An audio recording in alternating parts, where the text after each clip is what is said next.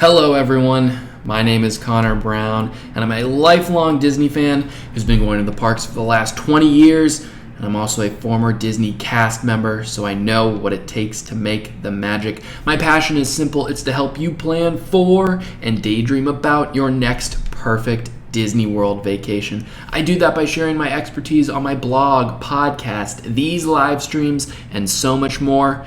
Be sure to head over to WDWOpinion.com to check out all the content we got going on over there. Thank you all so very much for being here this week. I know it's been a couple weeks since I've last seen you, and a couple things have changed, it looks like. I'm just trying out a new style, a new format when it comes to the camera I'm using. I got this big window right here in my apartment. A lot of natural light comes in during the summer, so I'm saying, why don't we use that to our advantage? But it's still me, same me, here each and every Tuesday to discuss Disney World with you, my fellow opinioneers. So if I'm moving around a lot, just bear with me. I'm trying to make sure my head doesn't get chopped off, kind of like that. But we'll get used to it. How about that?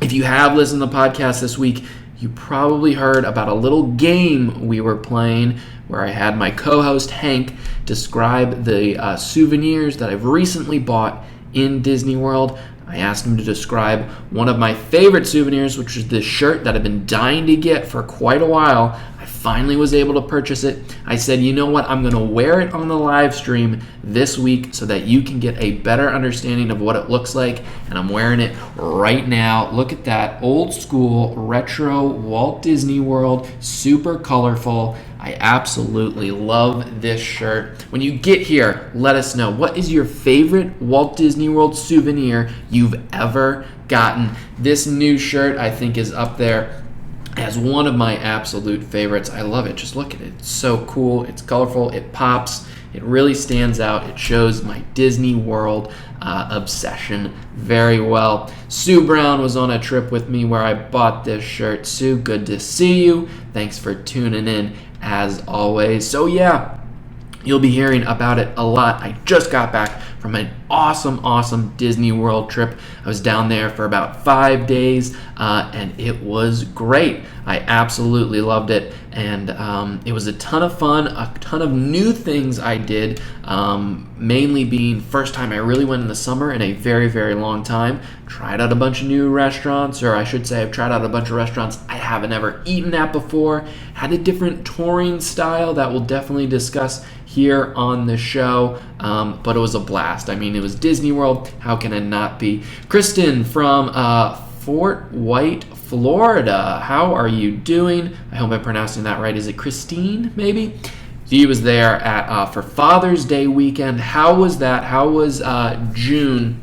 When you went to Walt Disney World, did you enjoy that trip? Let us know. But if this is your first time tuning in, welcome from your fellow opinioneers. Well, it's good to see everyone in there. Like I said, be sure to say hello when you get here. Keep commenting in the chat. Let us know your thoughts and opinions. The way that this works is I share a couple Disney World news stories to kick things off, and then we're going to dive into our WDW Opinion content, what we got going on this week. So chime in at any point in time if you have any ideas, any opinions, thoughts, questions. I'm all here. Your fellow opinioneers are in the chat to answer those questions for you. But let's get into our first Disney World news story of the week, and that is that the Beaches and Cream refurb has been pushed a little. A couple months ago actually now, we talked about how Beaches and Cream was going under a bit of a refurb. Well, it looks like it's been pushed a little bit. If I look down, I'm just looking at my notes. So Beaches and Cream Soda Shop, the awesomely popular table service restaurant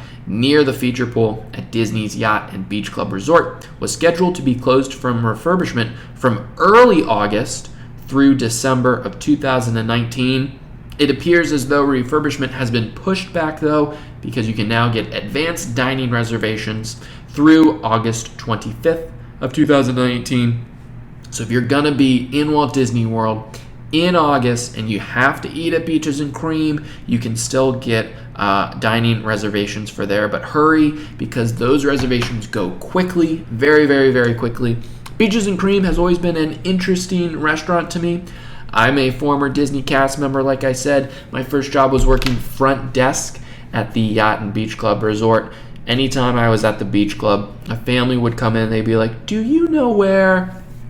And I would ultimately say, "Beaches and Cream is?" "Yes, I do. It's right down there." Super, super popular. It's one of those restaurants where I think because it's so small, and there's only a few tables in there, probably less than 20 from sure, I would say, is it popular because it's popular? You know what I mean? Is it popular because you can't ever get a reservation there? Or is it popular because it's really, really good?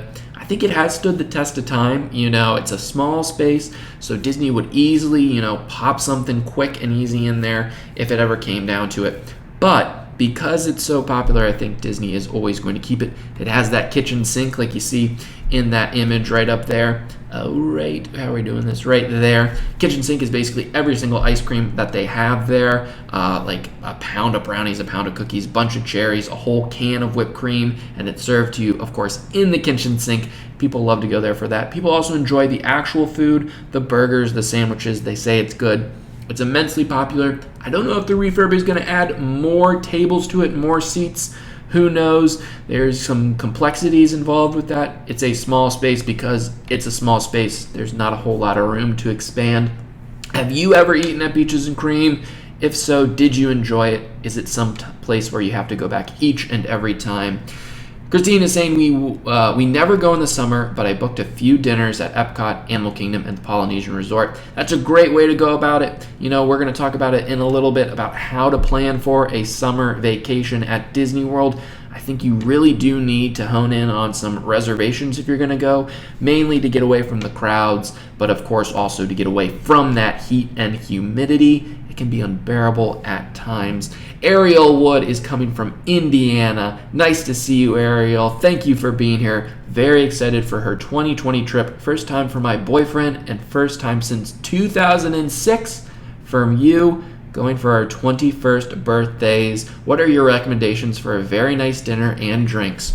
Oh, you've asked the right man for this, the right guy for this.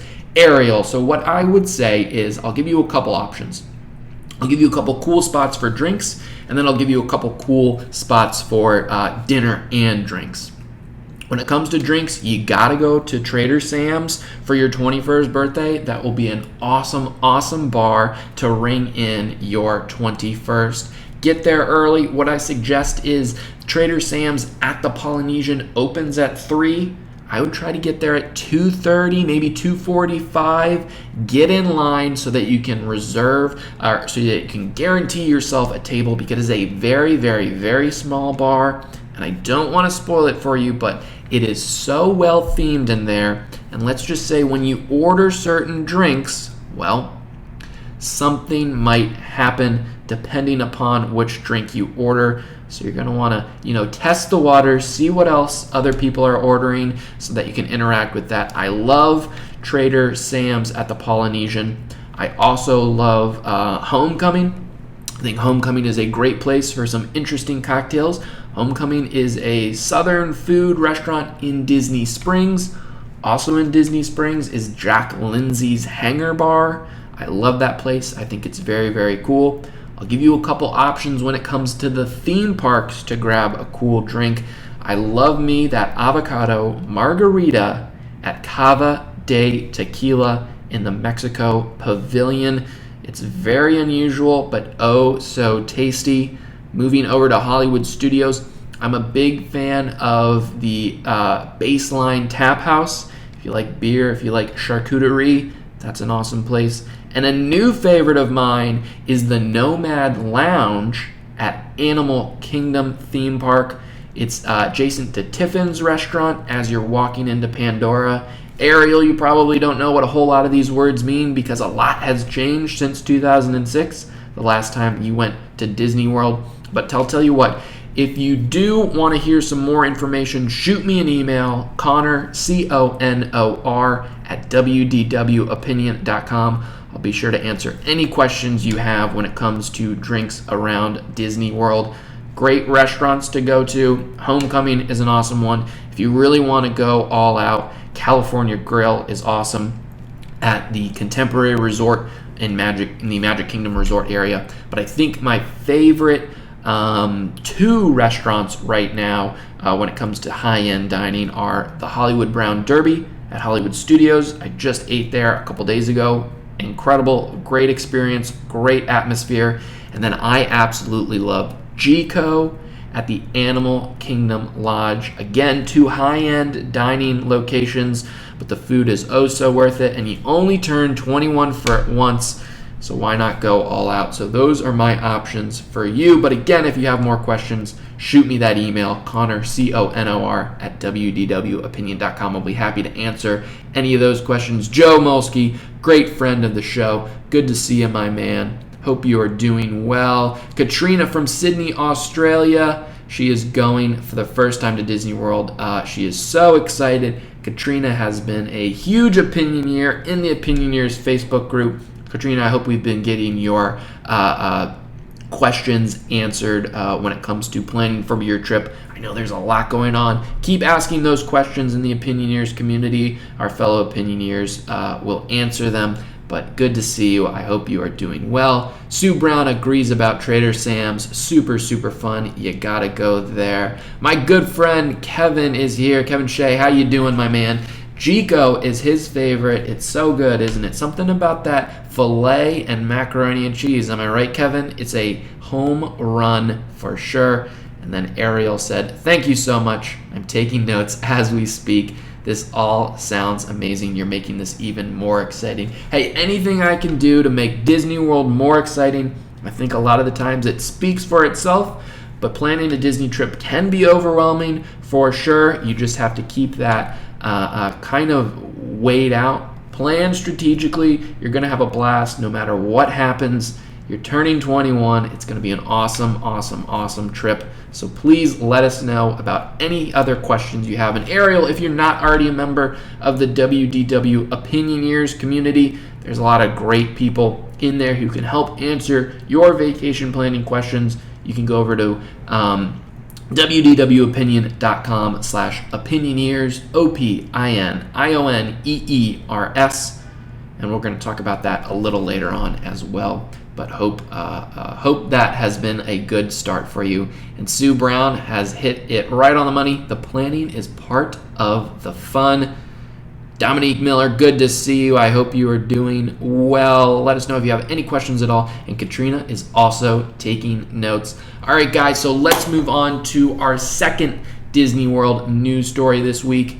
This one's about Topolino's Terrace. This menu debuts. The menu has debuted for this new restaurant. Ariel, depending on when you're going, you might want to check out this place as well. This is a new restaurant coming to the soon-to-open resort, the Riviera Resort, over in the Epcot kind of sort of area, right next to Caribbean Beach Resort. This is the new Disney Vacation Club Resort. The cool thing about this is that Topolino's Terrace, which Topolina in Italian means Mickey Mouse, basically, is a new restaurant, a new high-end restaurant that is coming to the top floor of the Riviera Resort. Its menu debuted a couple days ago. I want to read off some interesting food items they have going. Now, the upcoming rooftop signature dining table service restaurant will be located on the rooftop of Disney's Disney's Riviera Resort, sorry about that, and is set to open on December 16th of 2019. The restaurant will feature an on-stage kitchen with wood-burning grill that will showcase finely prepared meats and seafood, and there's a bunch of artisanal pastas as well. Gourmet selection of cheeses from France and Italy. Think about that sort of area of the world when it comes to what offerings will be here, the Mediterranean for the most part. Additionally, guests can begin their day with Disney character dining at breakfast by visiting Topolino's Terrace, where they'll meet Mickey Mouse, Minnie Mouse, Donald Duck, and Daisy Duck, and they're going to be stylishly dressed like they're hitting the French Riviera. Gotta love those costumes. Breakfast will consist of a prefix menu with pastries for the table and choice of entree. When it comes to breakfast, you are going to get that plate of pastries, and then for your entree you can pick the croissant au ham, brie, bechamel, field greens. There's a fruit plate There's an egg omelet, a quiche, Gruyere, smoked salmon, sour cream waffles. Those sound interesting. 2 eggs, any style, wood-fired butcher's steak, spiced sausage hash. Now, this is going to be an expensive breakfast for sure, just naming some of those dishes, but it's also going to be expensive because you have character dining, and not just any character dining. You have Mickey, Minnie, Donald, and Daisy. That's going to be big. Ariel is absolutely loving every minute of planning. Very, very cool. Ginger, hello from Massachusetts. Hello, Ginger. Hope you are doing well. Thank you for being here today. She can't wait to try Topolino's Terrace. And Barbara is here as well. Hello, Barbara. Hope you are doing well. Thanks for being here. Let's move on to what they're going to serve for dinner at Topolino's Terrace. Now, dinner won't be a character dining meal. It will just be a signature meal. What does that mean? It just means it's going to be more expensive, and most likely it's going to cost you 2 table service credits if you're on the Disney dining plan. For appetizers at Topolino's Terrace, they have a burrata con panna. That's going to be a burrata with bread. They have a carne cruda, which is aged Wagyu tenderloin, Parmesan, watercress, cracked pepper, and cured egg yolk. That sounds very cool. Escargot, gnocchi with duck confit, heritage hog terrine, oh boy, ricotta with tomato, aged balsamic, cracked pepper, and basil, and a winter pumpkin ravioli. They have some very, very strong flavors here. I would say that when this restaurant seems like it's not for the faint of heart, maybe if you have a reserved palate, I will say, maybe it is not for you.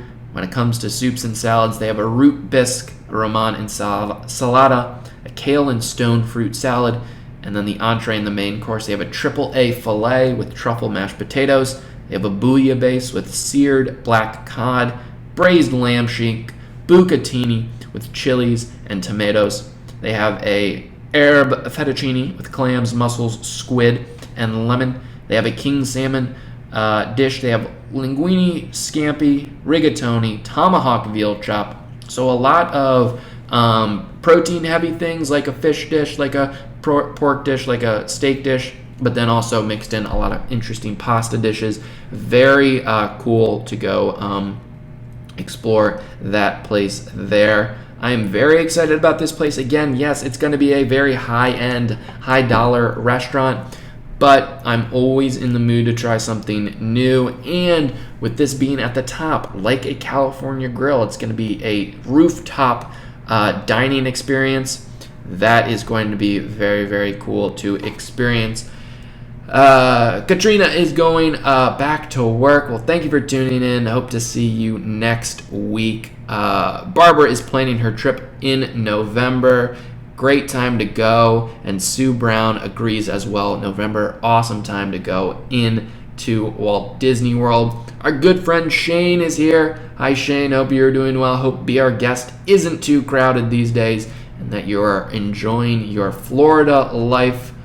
All right. When it comes to Topolino's Terrace, again, it's going to be an atmospheric thing just as much as it's going to be about the dining, about the food. You know, if you go in the morning, you're going to have that character dining, which is awesome. But if you go at night, this is going to be able to see fireworks from all 3 theme parks, depending upon where you're sitting. The way it's situated, you can see it from Hollywood Studios. You can definitely see Epcot, and then you'll be able to see Magic Kingdom in the distance. It being on top of this very, very tall building. I just saw it last week. It's a monster out there. It's going to be very, very cool. But yeah, it's going to be an experiential dining place just as much as a very creative, food-forward restaurant as well. Shane is saying, just for a minute, got to get back, LOL, to get air very hot. I bet it's very hot. When I was down there, it was pretty hot. Well, thank you for tuning in on your little bit of a break here to join your fellow Opinioneers. Always good to see you, Shane. So there you have it. Topolino's Terrace menu debuts. Excited to see this when it comes online in December. All right, let's move on to some WDW Opinion content. This week we were talking about the fireworks for the 4th of July. 4th of July is coming up here in the United States, and that means one of the most busiest weeks and weekends of the year in Walt Disney World. I wrote this article about a year ago, but I really wanted to share it again because it's as relevant as ever when it comes to the 4th of July. Now, there's tips for watching the 4th of July fireworks where you don't necessarily have to go in and be bombarded by the crowds. I offer 3 tips. I'm going to review a couple of them right now. First one actually means you don't have to celebrate July 4th on the 4th of July. Now, these fireworks spectaculars are incredible, but guess what?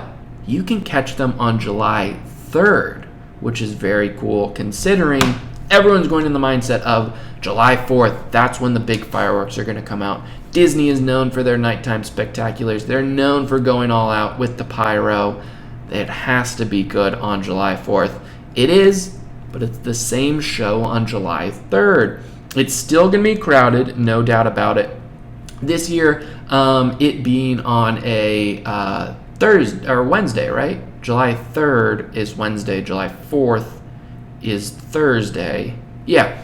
With it being on a Wednesday, it might be a little less crowded to experience it on July 3rd. Again, that week's still going to be busy. You have to factor in the ideas that it's going to be busy because summer vacation is occurring in the States, but also because, the parents will get off for 4th of July. So it's a time when everyone is out of school or out of work. So they're going down at that point. So July 3rd is definitely a unique time to view it. But it's also a way where you don't have to go into the parks on July 4th, because think about it, July 4th, the entire day is going to be packed, not just the evening time. So that's my first tip. If you don't want to go in on July 4th proper, you can check out the fireworks on July 4th. And that's basically, or on July 3rd rather, that's pretty much for Magic Kingdom. So, but those are the best ones when it comes to July 4th. It's very, very cool. Also, you don't have to be in the parks to see the fireworks.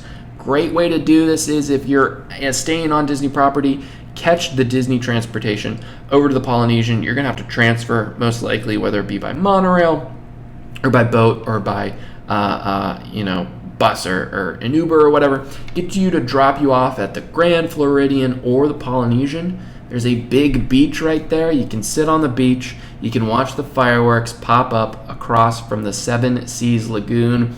They're going to be playing in the music depending upon where you are, which is a very, very cool way to experience it. If you can get a reservation at a place like the California Grill, by all means, get that. It's going to be an expensive dinner. It's going to be a great dinner, but then you're going to be able to watch the fireworks from a unique perspective where you won't have to go into the parks to view it. So that's another great way to take advantage of the fireworks.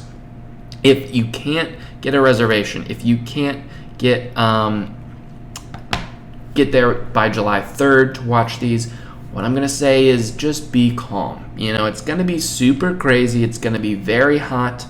The forecast for this week is extremely hot, so next week I'm sure it's going to be just as hot.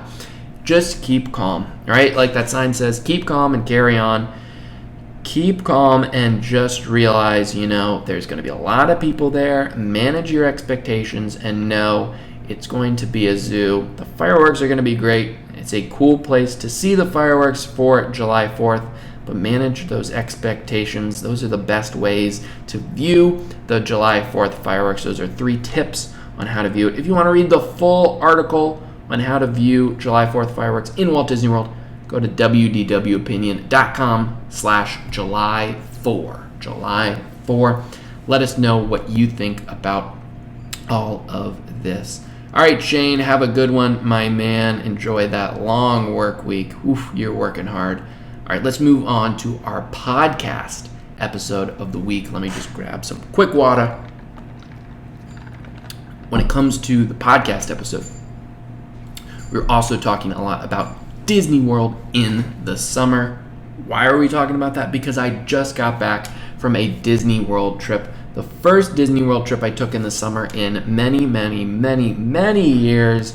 And I gotta say, I've always shied away from it, but I had an absolute blast on this trip. So much so that I might be going back next summer, next June as well, because I had such fun. But there's a couple elements you have to manage your expectations for when it comes to a Disney World summer trip. The big thing for me is to get in and get out. What do I mean by that? It's going to be hot. It's going to be crowded. It's going to be the hottest at noon, and it's going to be the most crowded as noon. So you want to avoid those times, those early afternoon hours.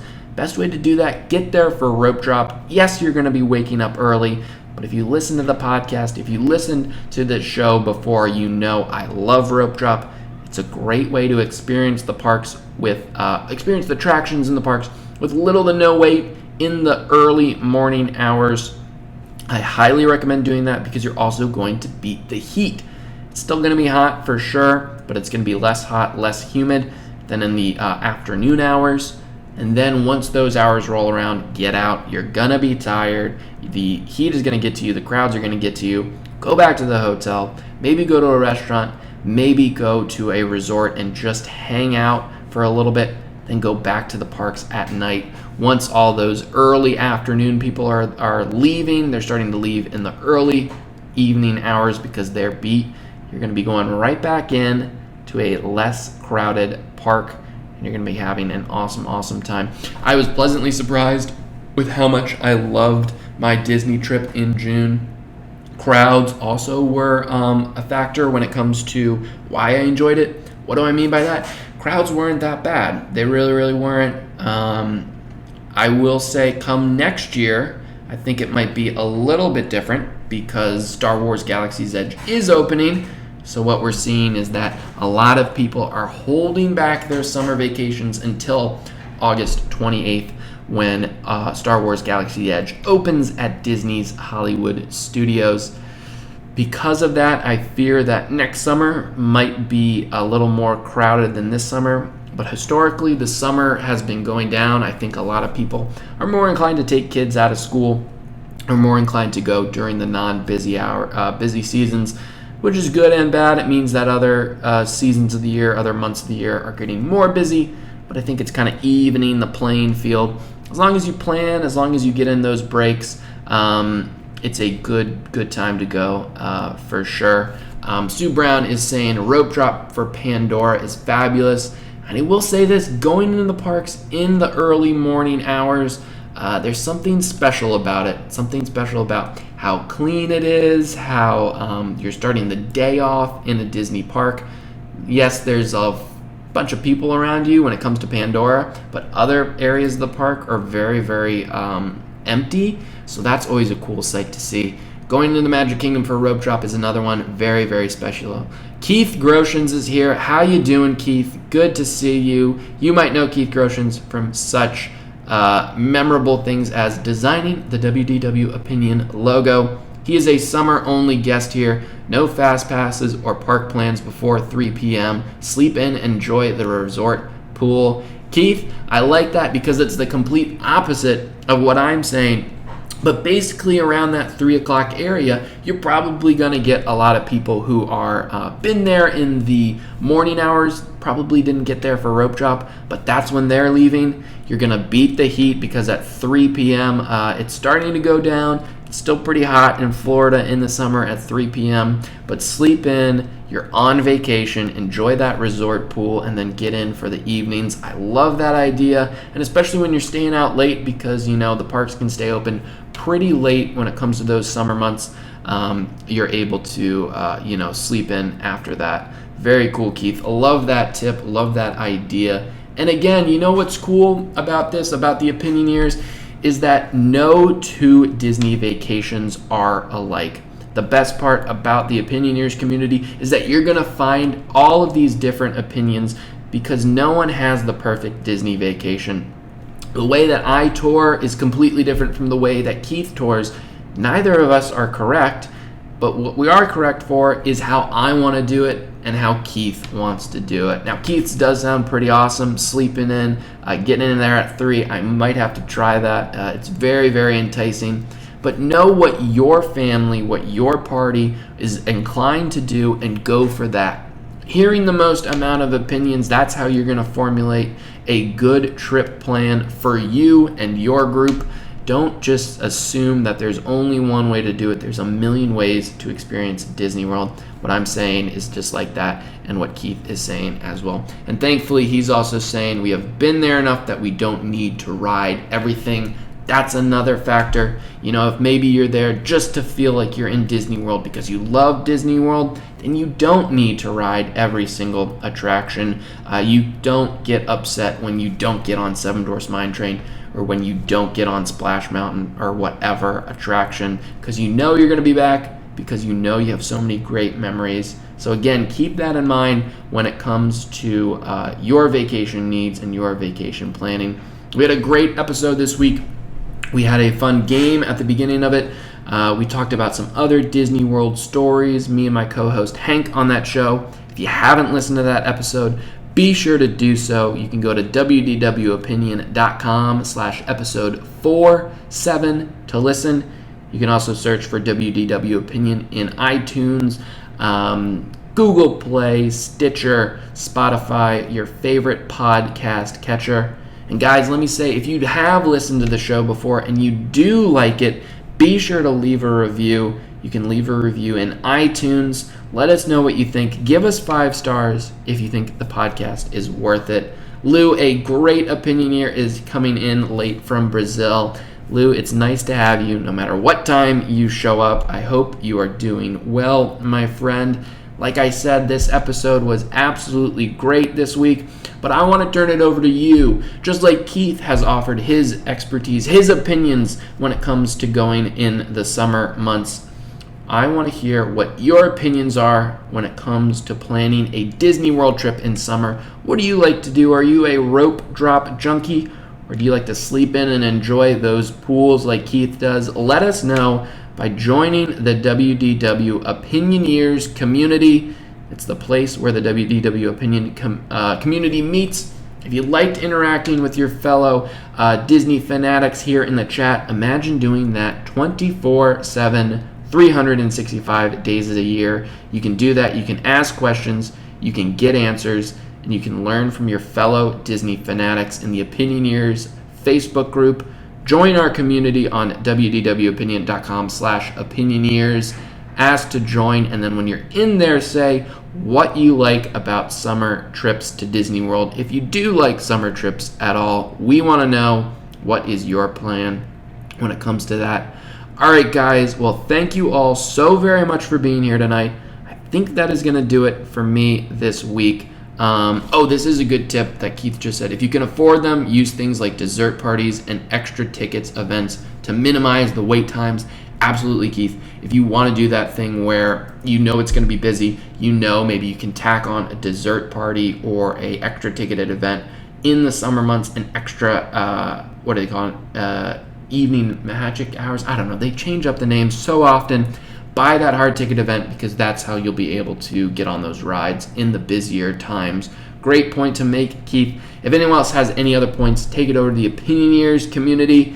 Help us plan our perfect Disney World vacations. Thank you guys so very much for tuning in. Sorry it was a couple minutes late. Sorry about the new format. Let me know if you guys like the new format or if I should switch back to the old one. Just like to try things up every once in a while to see what's going on. So head over to the Opinioneers community. Let us know what you think about Disney World in the summer months. Thank you all so very much for being here. Like I said, every single show. I love Tuesday nights because I get to spend it with you, my fellow Opinioneers. It means the world that you guys show up, that you guys are commenting. I absolutely love it. So Keith, Barbara, Lou, Sue Brown, Shane, if you're still here, Katrina, if you're still here, Ginger, Ariel, Dominique, and Kevin, and Joe Molsky, of course, and Christine. Thank you all so very, very much for being here. I hope to see you next week here on Facebook, 7 p.m. Eastern, each Tuesday night. I hope you have a fantastic week until then. And until next week, I'll see you real soon.